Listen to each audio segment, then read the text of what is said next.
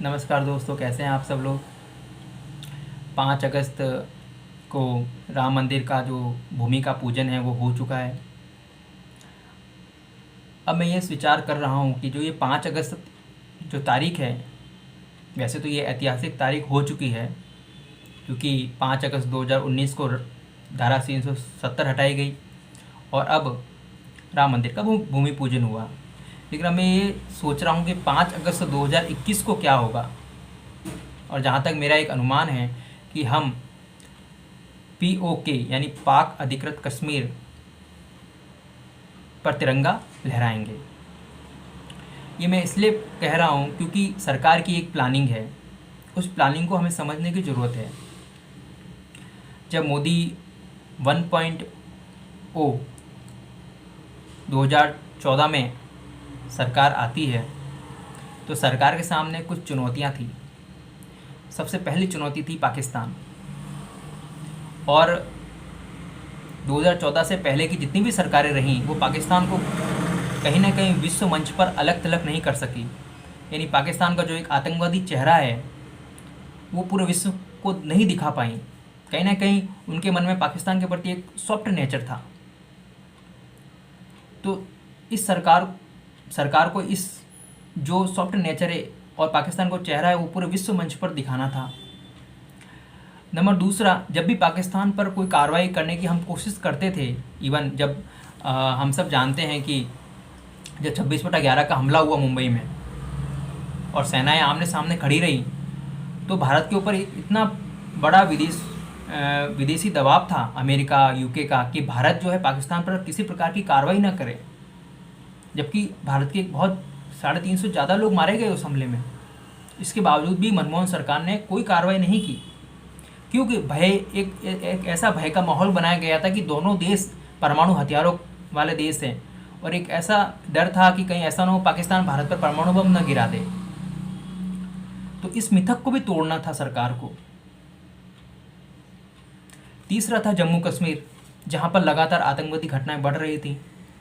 और दूसरी सबसे बड़ी चीज़ थी जम्मू कश्मीर का जो प्रशासन था उसमें भारत सरकार को हस्तक्षेप करना था, किस प्रकार अपने आदमियों को वहाँ पर इन्वॉल्व कराया जाए। तो ये सब सरकार के कुछ प्लानिंग के साथ किया गया।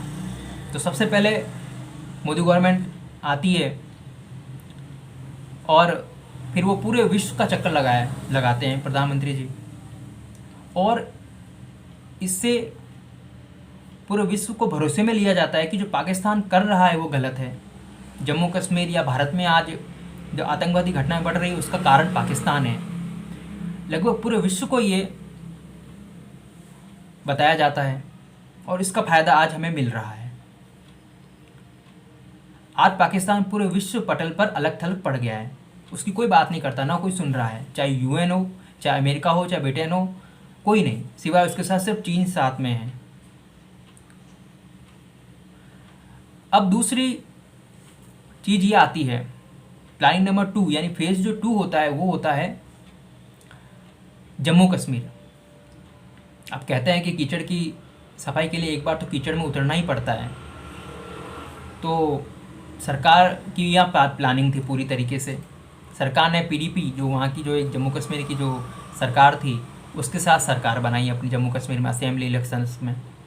अब सरकार बना ली जाती है, तो अब इससे क्या बेनिफिट मिला? इससे बेनिफिट ये मिला कि जो वहाँ के जो बड़े अधिकारी हैं जम्मू कश्मीर के, उनके साथ सेंटर का सीधे सीधे संवाद प्रारंभ हुआ। भाजपा के नेता जो सीधे वहाँ की असेंबलीज़ में उनके जो अधिकारी के जो कमरे हैं यानी यहाँ जो फाइलें हैं, खुफिया फाइलें, उन तक भारत सरकार की सीधे सीधे पहुँच हो गई। वहाँ से खबरें सीधे सरकार को प्राप्त होने लग गई। मतलब एक प्रकार से उनके किले में सेंधमारी करना प्रारंभ किया। ये बात अलग, एक बहुत बड़ा बीजेपी पर एक कलंक भी लगा कि PDP एक आतंकवादी को सपोर्ट करने वाली पार्टी रही है शुरू से। उसके साथ भारत सरकार ने अपनी एक बीजेपी ने गवर्नमेंट बनाई, लेकिन बीजेपी ने ये कलंक को भी सहा। क्यों? क्योंकि वहाँ की जो किले की सेंधमारी करना ज़रूरी था। भाई वहाँ से खबरें लेना तो ज़रूरी है, हो क्या रहा है, और वहाँ से सारी खबरें भारत सरकार को प्राप्त होने लगी। तीसरी सबसे बड़ी जो भारत सरकार के सामने चुनौती थी वो थी कि पाकिस्तान के इस मिथक को तोड़ना कि वो एक एटमी पावर है, और इसको तोड़ा भारत सरकार ने सर्जिकल स्ट्राइक करके और एयर स्ट्राइक करके। अब पाकिस्तान की अब हिम्मत नहीं है कि वो भारत के सामने लड़ ले, या कोई सिवाय कुछ आतंकवादी घटनाएं छुटपुट हो रही हैं, लेकिन जो सर्जिकल स्ट्राइक और एयर स्ट्राइक की गई पाकिस्तान के ऊपर, उससे पाकिस्तान का जो एक दावा था कि हम भारत पर परमाणु बम गिरा देंगे, ये दावा पूरी तरह फेल हो चुका है। और सबसे बड़ी चीज़ ये है कि जो आम आदमी है जो भारत का, उसके अंदर भी एक जो है उत्साह बढ़ा है कि हम लड़ सकते हैं, और न केवल लड़ेंगे बल्कि जीतेंगे भी। अभी तक ये था आम आदमी को एक डर के माहौल में रखा गया था कि पाकिस्तान एटमी पावर है और वो कहीं भारत पर परमाणु बम न गिरा दे, क्योंकि वो कुछ भी कर सकता है। तो इस जो एक मिथ्या भ्रम है, इसको पूरी तरह तोड़ दिया गया भारत सरकार की ओर से। और आज के टाइम में अभी एक इंडिया सर्वे का, एक इंडिया टुडे है उसका एक सर्वे आया, जिसमें उन्होंने ये क्वेश्चन पूछा लोगों से कि कितने चीन के साथ युद्ध लड़ना चाहिए या नहीं लड़ना चाहिए। तो करीब 60% से ज़्यादा लोगों ने बोला यस, हमें चीन के साथ युद्ध लड़ना चाहिए। पाकिस्तान को तो हम वैसे ही निपटा देंगे, लेकिन चीन के साथ युद्ध लड़ने के लिए भी हमारे 60% भारतीय तैयार हैं। तो इसका मतलब हमारा जो कॉन्फिडेंस लेवल है कितना बढ़ चुका है। यहाँ भी एक भारत सरकार ने आम आदमी के जो दिल में जो एक डर था उसको भी पूरी तरह दूर कर दिया। ये मोदी 1.0 के अंदर हुआ। एक पल तो मुझे भी ऐसा लगा जब 1.0 मोदी की थी 2014 से लेकर 2019 में, कि मोदी गवर्नमेंट ने ऐसे एक भी मुद्दे को हाथ नहीं लगाया जो उन्हें करना चाहिए था, जो उनके वादे थे मैनिफेस्टो के अंदर। अब जब मोदी 2.0 आती है तो 100 दिन के भीतर धारा 370 को हटा दिया जाता है, 5 अगस्त 2019। और सरकार की खासियत देखिए, किसी को कानो कान खबर नहीं होती है। कोई उम्मीद नहीं कर रहा था कि सब यही बोल रहे थे, चाहे मीडिया चैनल हो, चाहे कानून के जो बड़े बड़े ज्ञाता हैं, चाहे वो पाकिस्तान के लोग हो, इवन जम्मू कश्मीर के लोग तो ये बोल रहे थे कि धारा 35A को ही हटाया जाएगा। लेकिन मोदी गवर्नमेंट ने ऐसा किया, उनको इतना दर्द दिया कि एक साथ 4 फैसले, न केवल धारा 370 को पूरा हटा दिया गया, और उसके बाद धारा 370 हटते ही 35A तो वैसे ही ख़त्म हो गई। इसके बाद में जम्मू कश्मीर को यूटी बना दिया गया, लद्दाख को यूटी बना दिया गया, लद्दाख को जम्मू कश्मीर को तोड़ दिया गया पूरा। इतना दर्द दिया कि आज तक जो ये देशद्रोही ताकतें हैं, जो लिबरल गैंग है, वो दर्द से खून के आंसू भी रो रहे हैं। अब यहाँ से शुरू होता है पाक ऑक्युपाइड कश्मीर पाने के लिए भारत सरकार के नई प्लानिंग। अब जम्मू कश्मीर पूरा तोड़ दिया, लद्दाख एक अलग यूटी बन गया, जम्मू कश्मीर पूरी तरह अलग एक यूटी बन गया। अब आप देखिए कि इनकी खुफिया प्लानिंग को समझिए कि 1 साल पहले जो वहाँ के जो उपराज्यपाल ने लेफ्टिनेंट गवर्नर मुर्मू को बनाया था, ठीक है, और कल मतलब 1 साल पूरे होते ही मनोज सिन्हा को यहाँ से भेज दिया गया, और मुर्मू जो है उनको बना दिया गया कैग के चेयरमैन पद पर उनको बनाया गया। किसी को कानो कान खबर नहीं थी कि ये क्या हो गया। अब आप जो जम्मू कश्मीर में जो टिक क्षेत्र उसको परिवर्तन करने के लिए जो बिल लाया गया है, मतलब वहाँ पर नई सरे क्यों जम्मू कश्मीर अब अलग हो चुका है, और तो उसमें से लद्दाख भी अलग हो गया है, तो जम्मू कश्मीर के लिए अलग तरीके से एक भौगोलिक क्षेत्र के लिए एक सीटों का बंटवारा किया जाएगा। तो उसमें से 24 सीटें पीओके की रखी गई हैं, 24, ये बहुत बड़ा अमाउंट है 24, जबकि अभी पीओके हमारे पास नहीं है। तो ये क्या साबित कर रहा है?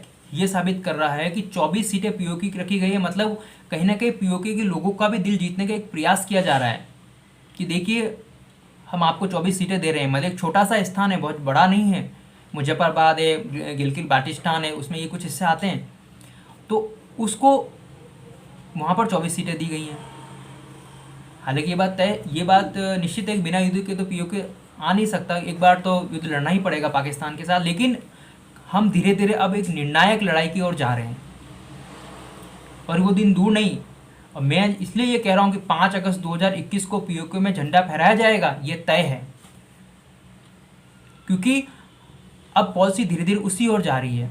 मनोज सिन्हा को भेजा जाना उपराज्यपाल बना के एक केंद्रीय मंत्री को, जो मोदी के बहुत ही करीब हैं, ये उसी डायरेक्शन में है, क्योंकि मनोज सिन्हा एक मंत्री हैं, एक पॉलिटिकल लीडर हैं, और वहाँ पर एक पूरी फिर से पॉलिटिकल सिनेरियो जम्मू कश्मीर में क्रिएट होगा। निश्चित तौर पे आप देख रहे हैं, जो अब्दुल्ला खानदान, उन्होंने तो चुनाव लड़ने से ही मना कर दिया, उनकी दयनीय स्थिति इतनी बुरी हो चुकी है। पीडीपी है, उसको अब काबू में करना है, तो पीडीपी का अब कोई वजूद रहा नहीं है। ये 2 ही तो सरकार थी जिन्होंने जम्मू कश्मीर को अपनी पूरी तरह जागीर बना के रखा हुआ था कि ये हमारी जागीर है, हम जो चाहेंगे वही होगा। पूरा पैसा सेंटर भेजता था वहाँ डेवलप के लिए, और ये पूरा खा जाते थे और टेररिस्ट में आतंकवाद को प्रोवाइड करते थे। अब हुआ क्या है, वहाँ पर जो यूथ है धीरे धीरे भारत सरकार के पक्ष में आ रहा है। बस अब ये वहाँ पर जो जॉब्स क्रिएशन है, जो इंफ्रास्ट्रक्चर का डेवलपमेंट है, वो लगातार वहाँ पर अगर ये तेज़ी से सरकार काम कर सके, हालांकि अभी लॉकडाउन की वजह से काफ़ी काम रुक गया है, लेकिन ऐसा नहीं है कि पूरी तरह रुका हुआ है, काम चल रहा है धीरे धीरे, प्लानिंग अंदर ही अंदर चल रही है। और जल्द ही हम देखेंगे कि जम्मू कश्मीर एक अच्छा डेवलपमेंट स्टेट होगा, यूटी होगा, और लद्दाख तो डेवलपमेंट इसका चल ही रहा है। तो सरकार ने एक पूरी प्लानिंग के साथ जो 5 अगस्त की डेट को फिक्स किया है,